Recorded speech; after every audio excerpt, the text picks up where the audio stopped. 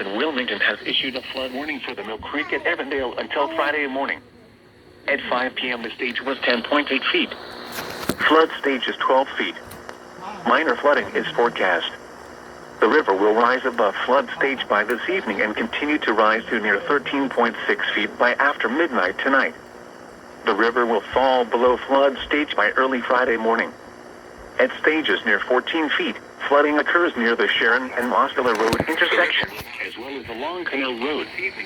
Flood waters begin to enter some businesses near the creek in Reading, Evandale, and Sharonville.